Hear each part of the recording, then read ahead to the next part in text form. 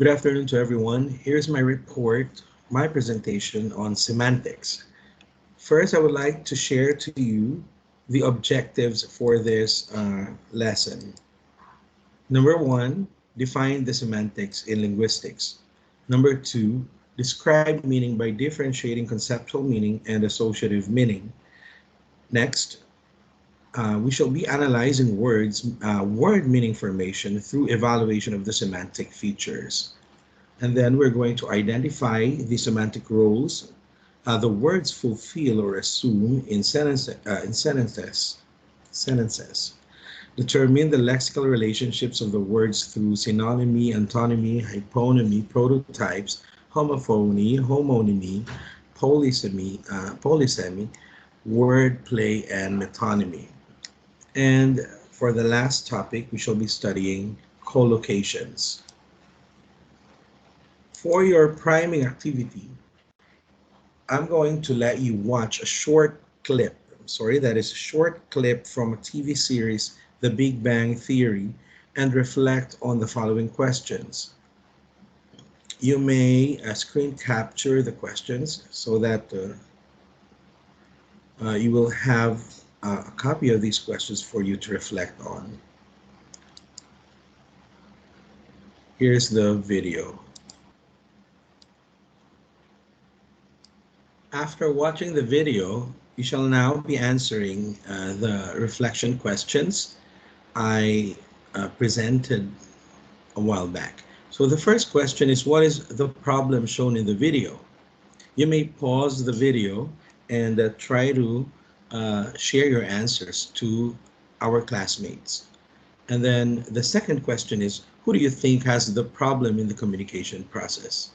The third one is, why do you think this problem happened? And the fourth one is, how can this problem be avoided? Thank you for all your sharing. And now we shall move on to the lecture part. Semantics is the study of the meaning of words, phrases, and sentences. In semantic analysis, there is always an attempt to focus on what the words conventionally mean, rather than on what an individual speaker might think they mean or want them to mean on a particular occasion. This approach is concerned with the objective or general meaning and avoids trying to account for subjective or local meaning. Doing semantics is attempting to spell out what it is we all know when we behave as if we share knowledge of the meaning of a word, a phrase, or a sentence in a language. According to Griffiths, semantics is the study of the toolkit for meaning, knowledge encoded in the vocabulary of language, and its pattern for building elaborate meanings up to the level of sentence meanings. And of course, our dear George Ewell simplified the definition into a study of the meaning of words, phrases, and sentences. Semantic covers different disciplines from psychology, from semiotics, up to phonology, pragmatics, and all of these things. But what we must ask is, what is meaning? How do we form meaning? How are meanings of the words form? What are the theories in forming meaning? What is in the head of a child when the child begins to understand a certain word? How do we ensure that point A up to point B are related in terms of meaning? These are highly philosophical questions that we must ask. At this part of the lecture, I will discuss several frameworks. I will try to discuss several frameworks, but I think I'm just going to finish one, which is actually the easiest to understand. These frameworks are used for the description of the relationships between words and concepts. Among them is general approaches, such as the semantic field approach. These are highly technical terms, but after the discussion, I'm hoping that we will be able to find comfort in in the fact that we are able to understand all these technical terms. So among them is general approaches such as semantic field approach, formal approaches such as componential analysis that we're going to do later after discussing the semantic fields. And then these componential analyses is also the use of meaning postulates under the topic semantic features, and more or less the cognitive approach, such as semantic networks and frame semantics. These approaches seek to solve two issues: the description between the relationships of words and concepts on the other hand, and the formalization of sense relation on the other. Let us start with a general approach that seeks to capture the similarities and contrasts in an economical way. Semantic fields. In semantic field, word meaning is defined by relating and contrasting members of a set of field. Such areas of meaning are called word fields or semantic fields. Essentially, these are based on paradigmatic relations, where linguistic units are contrasted or related in a particular environment. For examples, we have here the blank has 6 legs. And then we may think of bees, because bees have 6 legs, and then ants have 6 legs.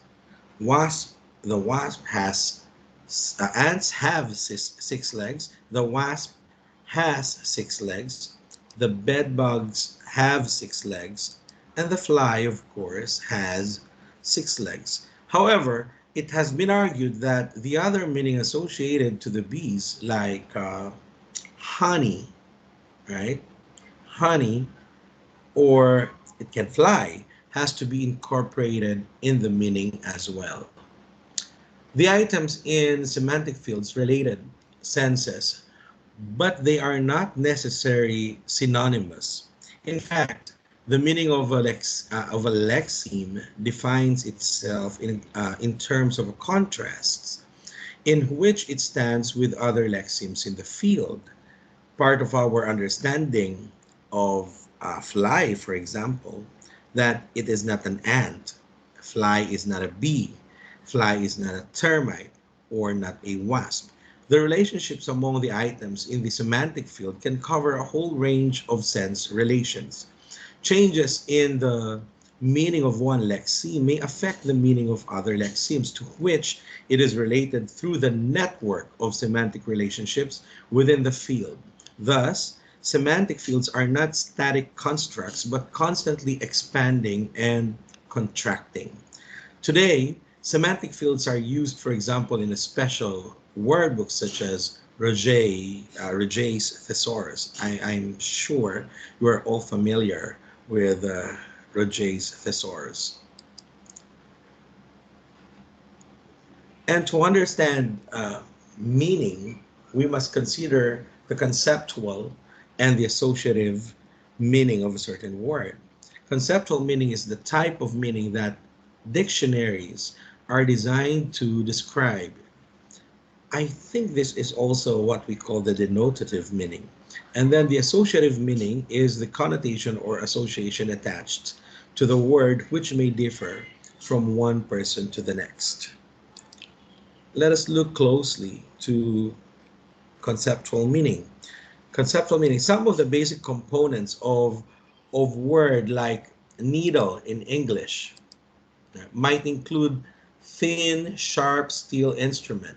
These components would be part of the conceptual meaning of a needle. So look at that, the conceptual meaning from Merriam Dictionary.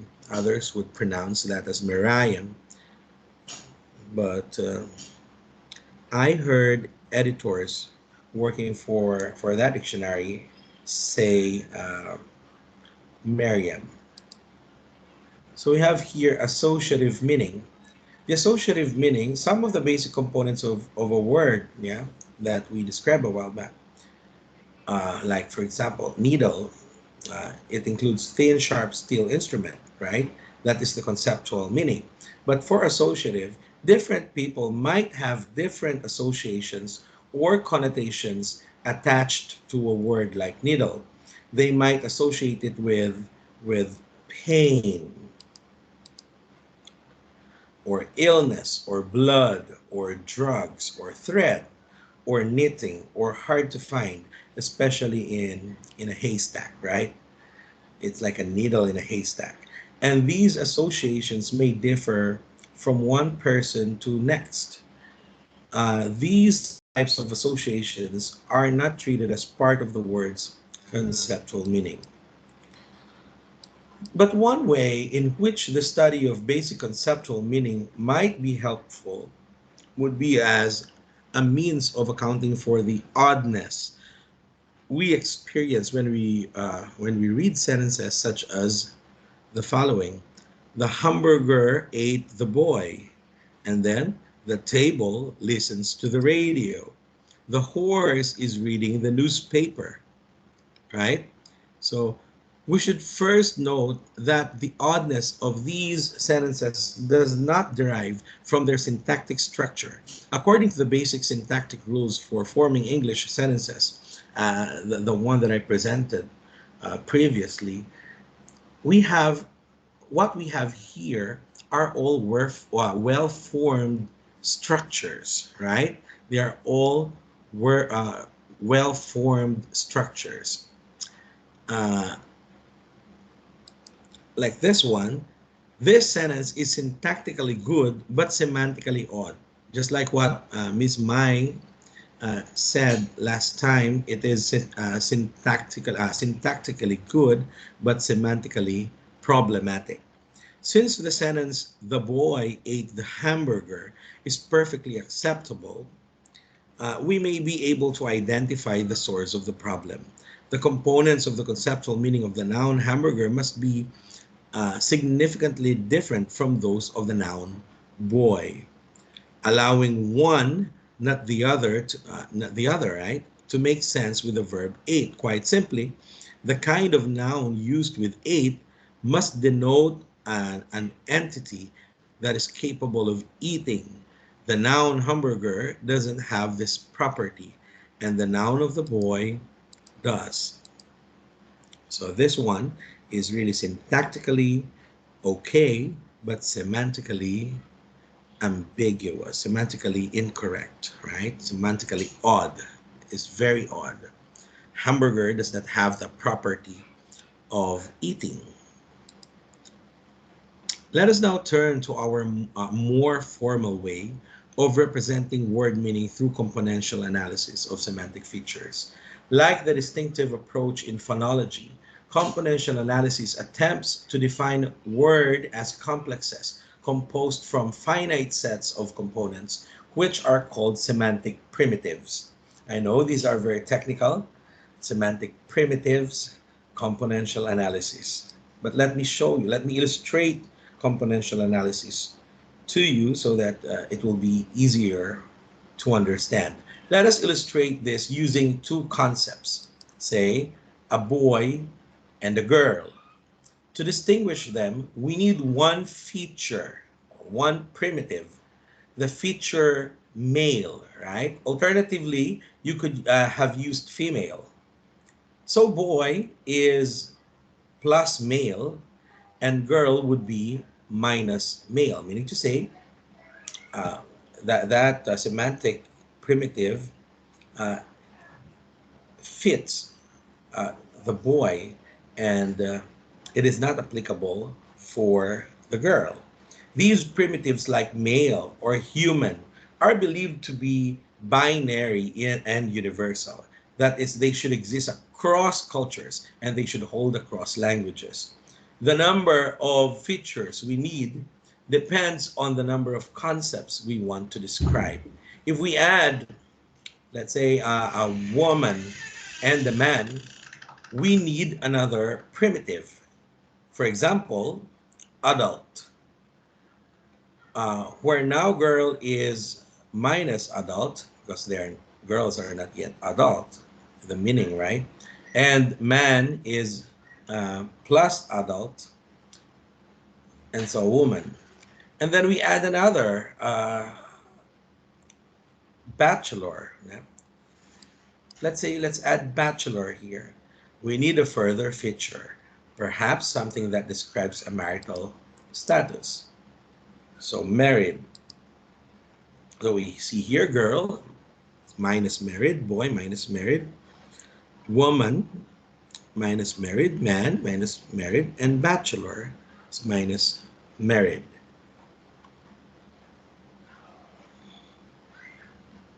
As you may have realized, by convention, English is used as a meta language to define such primitives. Superfluous components are avoided by including a set of redundancy rules.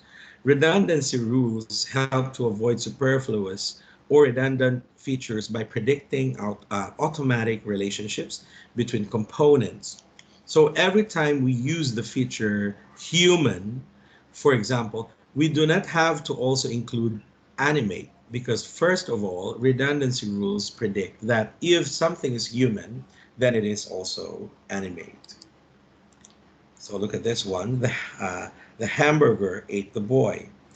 We can make this observation more generally applicable by trying to determine the crucial element or feature of meaning that any noun must have in order to be used as the subject of the verb ate. Such an element may be as general as animate being. We can then use the idea to describe part of the meaning of words as having either plus or minus that particular feature. So the feature that the noun boy has is minus animate. So it means or it denotes an animate being, right? And the feature that the noun hamburger has is minus animate does not denote an animate. Sorry, let me explain that again. So the feature that the noun boy has is plus animate. It means that it is an animate being. And then for hamburger, of course, is minus animate. It is it is inanimate. This simple example is an illustration of a procedure for analyzing meaning in terms of semantic features. Features such as animate, plus animate, minus animate, or plus human, minus human, plus female, minus female, for example, can be treated as the basic elements involved in differentiating the meaning of each word in a language for every other word. If we had to provide the crucial distinguishing features of the meanings of a set of English words such as table, horse, boy, man, girl, woman, we could begin with a chart in table. Like, for example, what are the features? The animate, human, female, and adult. So for table, it is not an animate entity. So you input minus animate. Definitely, it's not a human, so minus human, minus female, unless there's a female table, but of course there's none. Uh, uh, and also minus adult.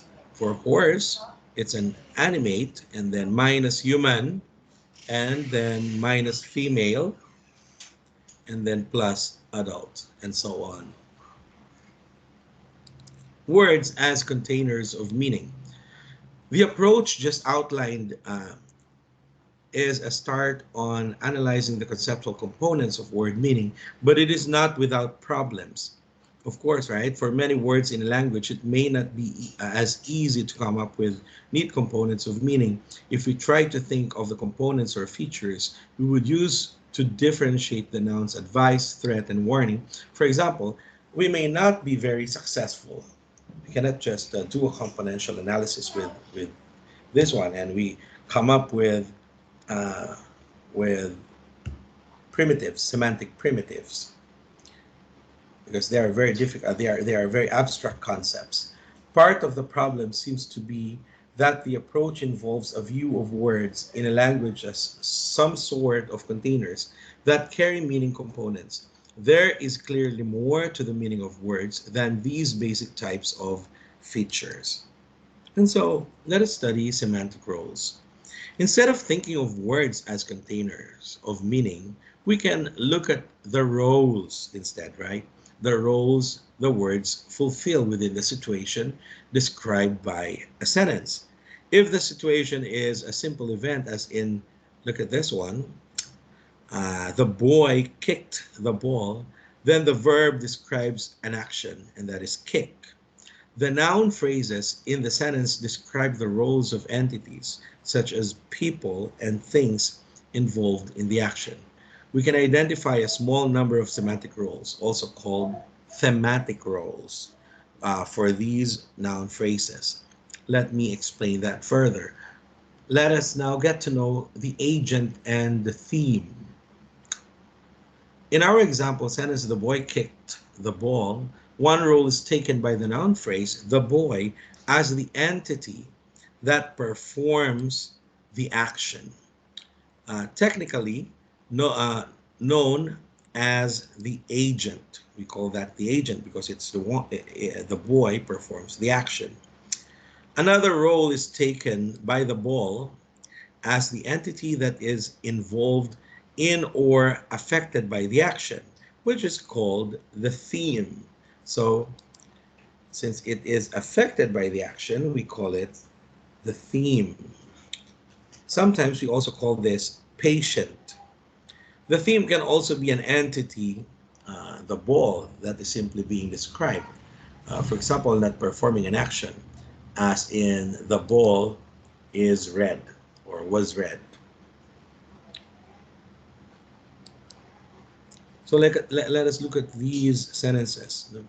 Be able to tell, be able to identify the agents and themes here. So agents and themes are the most common semantic roles. Although agents are typically human, the boy, as in number one, they can also be non-human entities that cause actions, as in noun phrases denoting a natural force like the wind, uh, or a machine like the car, right? Those are non-humans. Or a creature like the dog, all of which affect the ball as a theme in examples 2 and 4. The theme is typically non-human but can be human, the boy, as in the last sentence, the dog chased the boy. And then we also have instrument and the experiencer. The boy cut the rope with an old razor. If an agent uses another entity in order to perform an action, that other entity fills the role of instrument, right? That fills the role of instrument. In the sentence, the boy cut the rope with an old razor, and he drew a picture with a crayon. The noun phrases an old razor and a crayon are being used in the semantic role of instrument. So you see, instrument, the entity used by the agent to perform the action. When a noun phrase is used to designate an entity as the person who has a feeling, perception, or state, it fills the semantic role of experiencer. Experiencer. Uh, it feels the semantic role experiential because if we see, we know, or we enjoy something, we're not really performing as an action, or we're not really performing an action.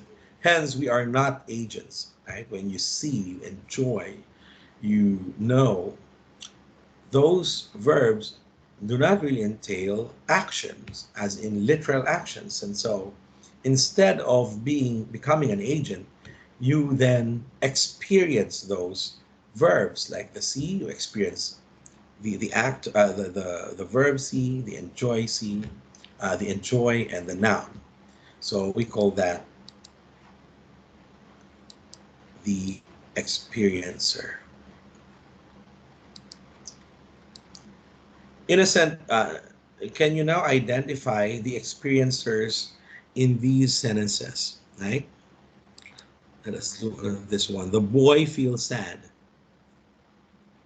Hmm? And also, did you hear the noise? Okay, are you able to identify them? In the sentence, the boy feels sad, the experiencer is the boy. That is the semantic role.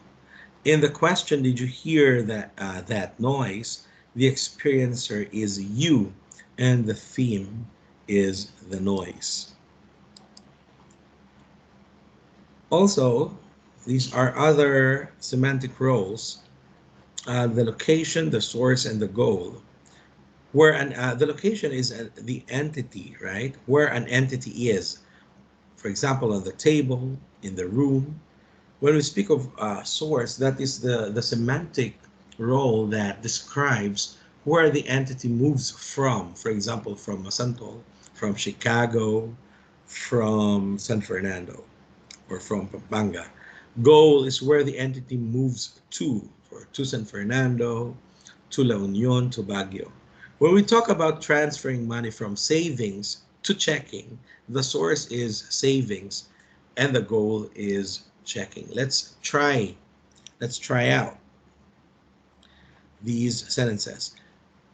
Je saw a fly on the wall. What are the semantic roles of the following entities?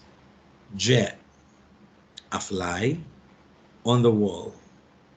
Sir Aurelio, can you please answer? Okay. Je is the experiencer. A fly is the theme. On the wall is the location.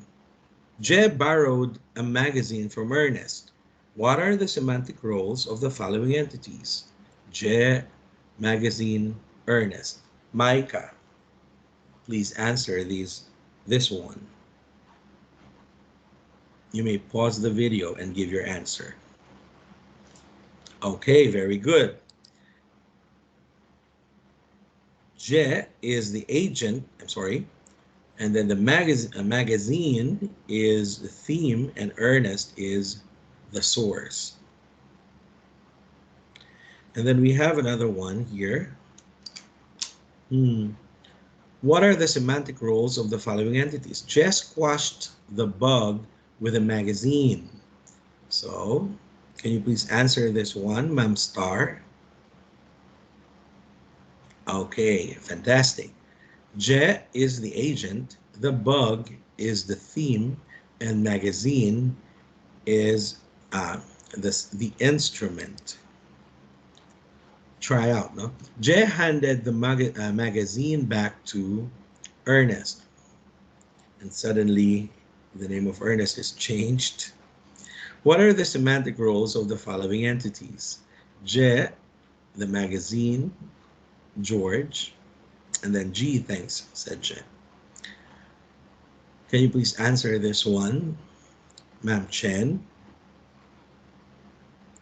Je is the agent, magazine is the theme, and then George is the goal. And then in the last sentence, the direct quote, G thanks, said Je. Je there is the agent as well.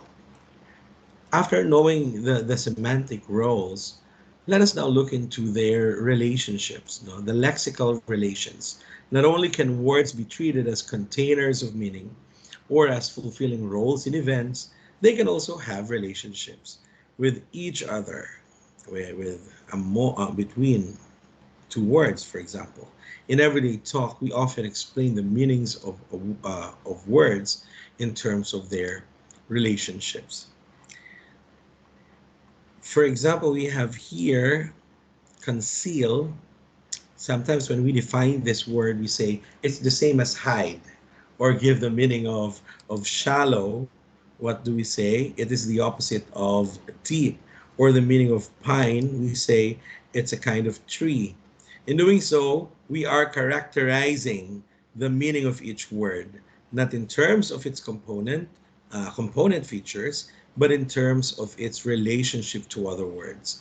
This approach is used in the semantic description of language and treated as the analysis of lexical relations. The lexical relations we have just exemplified are synonymy, like the conceal and hide, and then the shallow and deep is antonymy, that is shallow and deep, and we have pine and the tree, that is hyponymy. I'm going to discuss the three: synonymy, antonymy, hyponymy. We also have the polysemy, and then the metonymy. Let's discuss synonyms, or the synonymy. Synonyms, these are two words or two or more words with very closely related meanings. Uh, Two or more words with very closely related meanings are called synonyms. I emphasized closely related because there are no synonyms that are exactly 100% the same. So they can often, though not always, be substituted for each other in sentences. In the appropriate circumstances, we can say, what was his answer, right? Or what was his reply, with much the same meaning, answer and reply.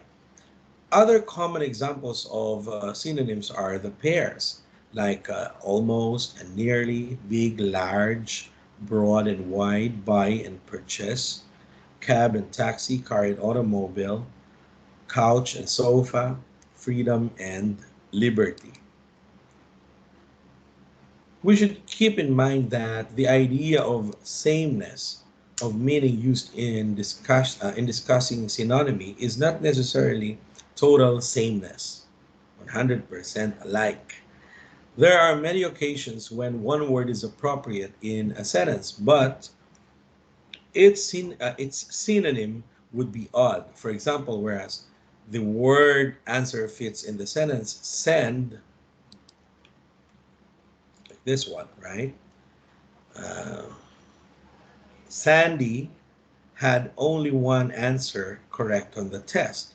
The word reply would sound odd. You cannot substitute a reply or answer with reply. Sandy had only one reply correct on the test. That's uh, that sounds odd. Another example is broad and wide. Although broad and wide can both be used to describe a street, in a similar way, we can only talk about being in broad agreement, not wide, and in the whole wide world, not broad. There are also regional differences in the use of synonymous pairs. And these are the things that we need to consider. One of them is regional differences, like uh, like this one. For American English, you have candy, chips, diaper, and gasoline. But in British English, we have here the equivalents, right? Sweets, crisps, nappy, and petrol. Synonymous forms may also differ in terms of formal versus informal uses. The sentence, my father purchased purchased a large automobile, and then we have another one, my dad bought a big car. The second sentence, right, it sounds more casual and informal than the first. Now let us move on to antonymy. Two forms with opposite meaning are called antonyms. Like, look at the most common examples, like alive and dead, big, small, enter, exit, fast, slow, happy, sad, hot, cold, long, short, male, female, married, single, old, new, rich, poor, true, false. But you see, antonyms are usually divided into two main types: the gradable and the non-gradable. So when we say gradable, these are opposites along scale. And non-gradable, these are direct opposites. We can use gradable antonyms in comparative instructions like I'm smaller than you, slower, sadder, colder, shorter, and older, but richer, right? We can grade this in a way because we can use a scale. Let me say how small. It does not when you say I'm smaller than you, but it does not mean that at a, I'm really small. I'm a midget. It there is an extent, right? We can measure the that characteristic. For example, when you say my car isn't old, doesn't have to mean that my car is new. So for non-gradable, right, my grandparents aren't alive. These are direct opposites. We can use these are direct opposites. So these comparative constructions are not normally used. We don't typically describe someone as deader or more dead than another. Also using this negative test, we can see that the negative of one member of a non-gradable pair does imply the other member. That's why in our example, my grandparents aren't alive, does indeed mean my grandparents are dead. Other non-gradable antonyms are the pairs, for example, male, female, married, single, true, or false. Although we can use the negative test to identify non-gradable antonyms in a language, we usually avoid describing one member of an antonymous pair as the negative of the other. For example, while undress can be treated as the opposite of dress, it doesn't mean not dress. It actually means do the reverse of dress. Antonyms of this type are called reverses. Other common examples are in enter, exit, pack and pack, lengthen, shorten, raise, lower, tie, untie. So those are antonyms. We move on to hyponymy. Hyponymy, this is when the meaning of one form is included in the meaning of another. The relationship is described as hyponymy. For example, when we say animals, right? These are in pairs. Animals, we can say that animal is the hyponym of that one is horse, insect, ant, flower, rose. The concept of inclusion involved in this relationship is the idea that if an object is a rose, then it is necessarily a flower. So the meaning of flower is included in the meaning of rose. Or rose is a hyponym of flower. Try to think quickly of a basic meaning for each of these words, like a banyan. Banyan is the balete tree in Filipino. The parakeet, we call these the lovebirds, right? The terrier and the turnip. Now, I want you to remember the basic meanings you have thought of when you saw the pictures. See, look at this diagram. Are your descriptions of the pictures I showed you here? Are the descriptions here? So looking at the diagram, we can say that the horse is a hyponym of animal, or ant is a hyponym of insect. It's the horse. And then the ant is the hyponym of insect, right? In these two examples, animal and insect are called superordinate. Here, the animal and the insect, because they are in the higher level. They are higher level terms. That's why they are called superordinate. We can also say that the two or more words that share the same superordinate term are co-hyponyms. So the dog and the horse are co-hyponyms, and the superordinate term is animal. Did you get that? Again, animal, bird, insects, these are superordinates because they are in the higher level. And then we have here the dog and horse because they are in the same level. and they have one superordinate, they are now called the cohyponyms. So dog and horse, they are cohyponyms, and also are ducks and the duck and the parrot, the ant and the cockroach. So the dog and horse, right? Those are cohyponyms, and the superordinate term is animal. The superordinate term for duck and parrot, that is the bird. Or for example, the schnauzer and the Yorkie are co-hyponyms, right? With terrier, the terrier as one superordinate, and dog as another at a more general level. So you have here the schnauzer and the Yorkie, right? That's the superordinate. Those are co-hyponyms. Okay. The relation of hyponymy captures the concept of is a kind of, right? For example, dog and horse, these are kinds of animals. Schnauzer and Yorkie, yeah. So as when we give the meaning of a word by saying a schnauzer, or a kind of a dog, sometimes the only thing we know about the meaning of a word is that it is a hyponym of another term. That is, we may know nothing more about the meaning of the word Yorkie other than it is a kind of a dog, also known as the Yorkshire Terrier, or the banyan is a kind of a tree.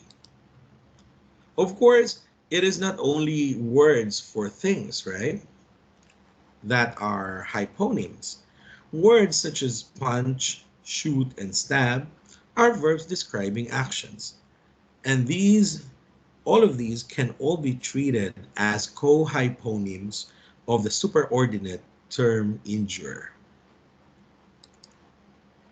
And we have another example. The verbs bake, boil, fry, or even grill as co-hyponyms of the superordinate cook. For a lot of people, microwave has become another one. And then we have here, while the words canary, cormorant, dove, duck, flamingo, parrot, pelican, and robin, and other verbs are all equally co-hyponyms of the superordinate bird.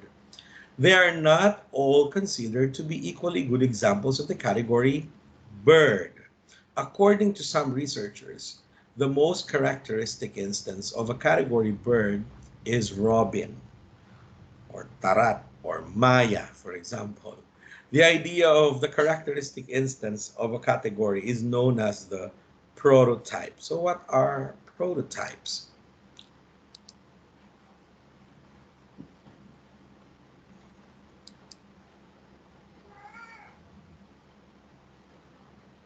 The concept of a prototype helps explain the meaning of certain words like bird, and not in terms of component features like both have feathers, has wings, but in terms of resemblance to the clearest example. So resemblance to the clearest example. Thus, we might wonder if ostrich or penguin should be hyponyms of bird. Technically they are, right?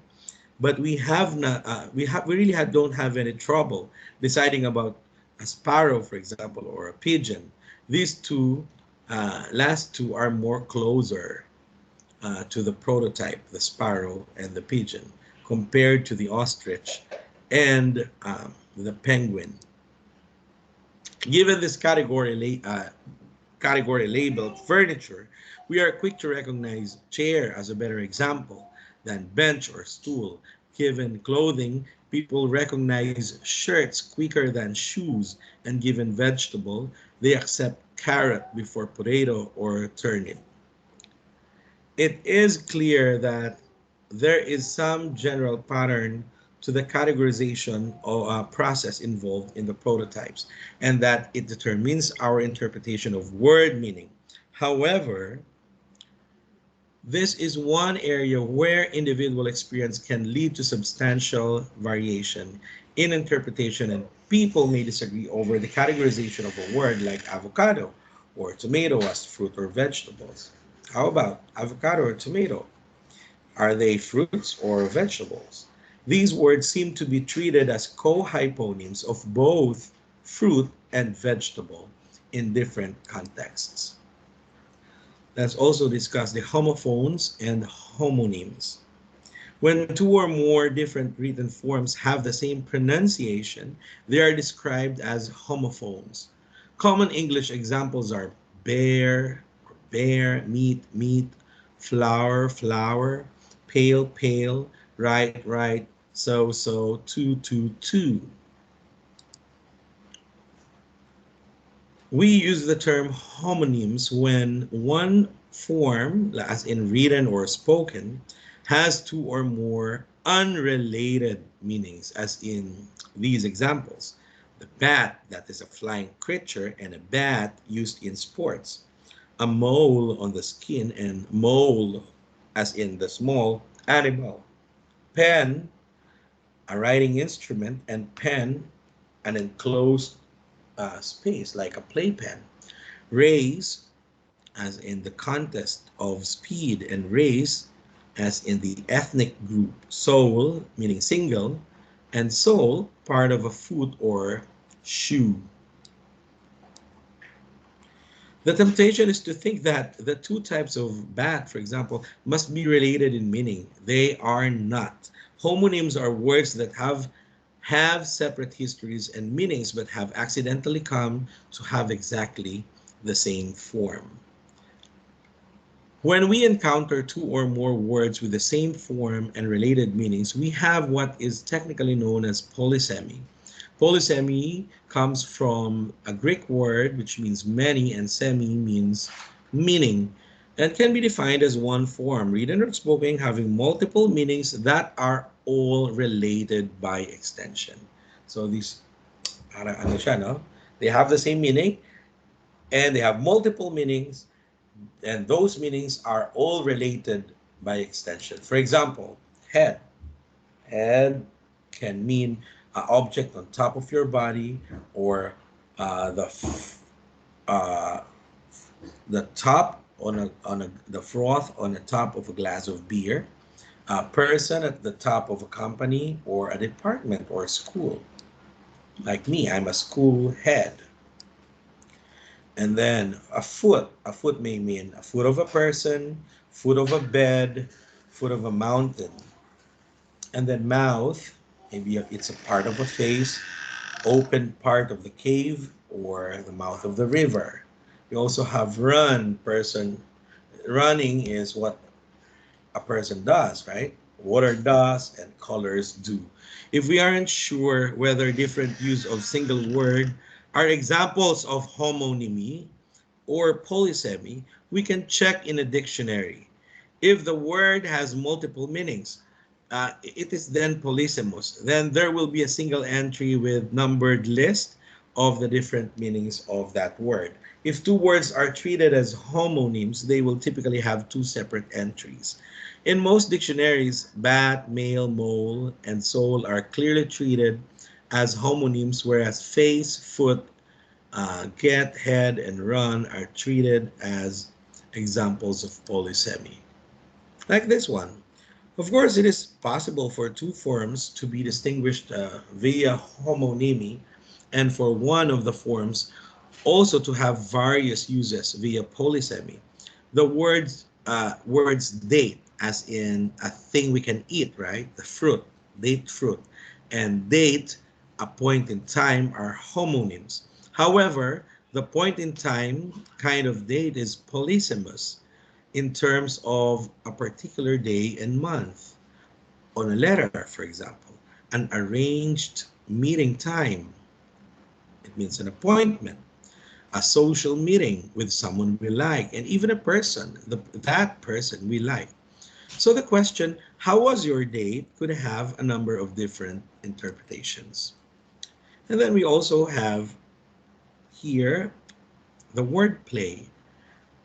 These last three lexical relations are the basis of a lot of wordplay, the synonymy, antonymy, and also the homonymy. In the nursery rhyme, Mary had a little lamb, we think of small animal, but in the comic version, Mary had a little lamb, some rice and vegetables, we think of a small amount of meat. Finally, Mary ate her lamb. The polysemy of lamb allows the two interpretations. It is recognizing the polysemy of leg and foot in the riddle, what has four legs but only one foot? That leads to a solution, and that is the bed, right? We can make sense of another riddle, why are trees often mistaken for dogs, by recognizing the homonymy in the answer because of their bark. And if you are asking the following question, why is 9 afraid of 7? You can understand why the answer is funny, because 7, 8, 9.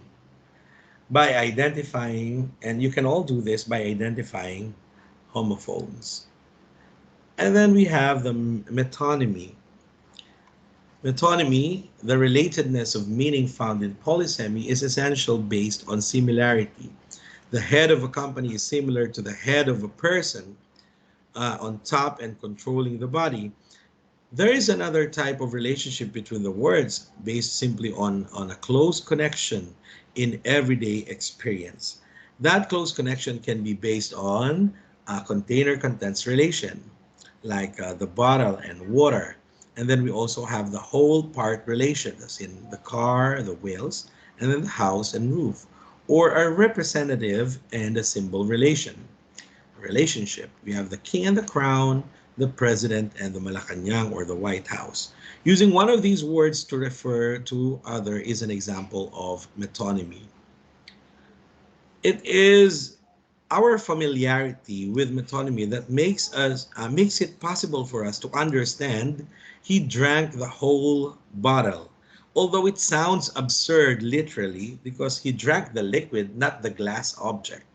We also accept that Malacanang has announced or Pampanga protested without being puzzled that buildings appear to be talking. We use metonymy when we talk about filling up cars or answering the door, right? Please answer the door, boiling a kettle, give someone a hand, right? Or needing some wheels. And in Kapampangan, we have this expression, lumuwaling aircon, saraming pasbol. It's not really the aircon that will go out, but the coldness that we feel. One final aspect of our knowledge of words and how they are used has nothing to do with any of the factors considered so far. As mature speakers of a language, we all know which words tend to occur with other words. If you ask a thousand of people what they think of when you say hammer, more than half will say nail. If you say table, they'll mostly say chair. And butter elicits bread, needle elicits thread, and salt elicits pepper. One way we seem to organize our knowledge of words is simply on the basis of collocation or frequently occurring together. So I would like to share to you these common collocations. I don't know what to do. You always hear this. These 6 words always appear, always occur frequently. And then we have here, you know what I mean. Those are 5 words. We always say that. You know what I mean. And they always appear frequently together. They don't want to. 4 words, they appear together. And also true feelings. When I watch a certain part of its Showtime show, the Miss Q&A, the contestants would always say ano yun? Sa ibabaw ng mundong ating ginagalawan. They always say that. And I think those words are collocations because they always appear in their answers together.